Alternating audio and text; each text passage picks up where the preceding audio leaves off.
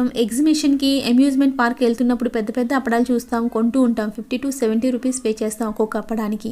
అయితే అవి ఎలా తయారు చేయాలో ఇప్పుడు చూసేద్దాం రండి. దానికోసం ఏం చేయాలంటే ఒక గ్లాస్ బియ్యం తీసుకుంటున్నాను నేను. ఒక గ్లాస్ బియ్యం, అది ఏ బియ్యమైనా పర్లేదు, రేషన్ బియ్యం అయినా పర్లేదు, మనం రెగ్యులర్గా వండుకునే బియ్యం అయినా పర్లేదు. మంచిగా కడిగేసి దాంట్లోనూ 3-4 సార్లు కడిగి పెట్టుకోవాలి. పెట్టుకున్న తర్వాత మంచినీళ్ళు పోసి నానపెట్టుకోవాలి. నైట్ అంతా మంచిగా నానాలండి, అప్పుడు అప్పడాలు బాగా వస్తాయి. సో ఒక గ్లాస్ బియ్యానికి 5 గ్లాసులు కుక్కర్లో వేసుకోవాలి.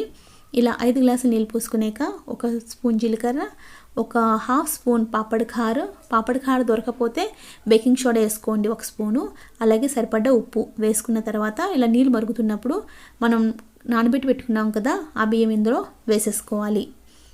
చూడండి అలా అంతా మొత్తం బియ్యం అంతా వేసేసుకున్న తర్వాత మూత పెట్టేసి 5 విజిల్స్ రానివ్వాలండి.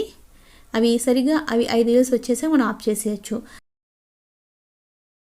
పచ్చిమిర్చి, వెల్లుల్లిపాయ ఈ 2 కూడా పేస్ట్ చేసి పెట్టుకోవాలి. సరిగ్గా అంటే బరకగా పేస్ట్ చేసుకోవాలి, మరి ఫైన్ పేస్ట్ అవసరం లేదు. ఇలా బరకగా పేస్ట్ చేసుకున్న పక్కన పెట్టుకున్నాక చూడండి రైస్ ఓపెన్ చేసి చూపిస్తున్నాను, ఎంత బాగా ఉడికింది కదా. ఇప్పుడు ఈ పేస్ట్ ఇందులో వేసేసుకోవాలి. ఈ మొత్తం పేస్ట్ ఇందులో వేసేసుకొని ఒకసారి గరిటెతో మొత్తం అంతా బాగా మెత్తగా కలిపేసుకోవాలి. దీంతో ఇలాగా కలిపితే మెత్తగా అయిపోతుంది. మంచిగా పేస్ట్లా అయిపోయేటట్టుగా కలుపుకుంటే అప్పడాలు చాలా బాగా వస్తాయండి. ఇలా కొంత మొత్తాన్ని ఇలా తీసుకొని దాన్ని కుక్కర్ని మూత పెట్టి పక్కన పెట్టుకోవాలి. ఇలా మంచిగా కలుపుకున్న తర్వాత చేతికి నీళ్ళు అంటించుకోవాలి, ఎందుకంటే అప్పుడు ఇది పేస్ట్ మనకు అంటిపోకుండా ఉంటుంది, అంటుకోకుండా అప్పడాలు నీట్గా వస్తాయి. సో చేయిని నీటిలో తడుపుకుంటూ ఒక కవర్ వేసి దానిపైన ఇంకొక కవర్ వేసి మధ్యలో ఉండపెట్టి ఇలా ప్లేట్తో ఒత్తుకోవాలి.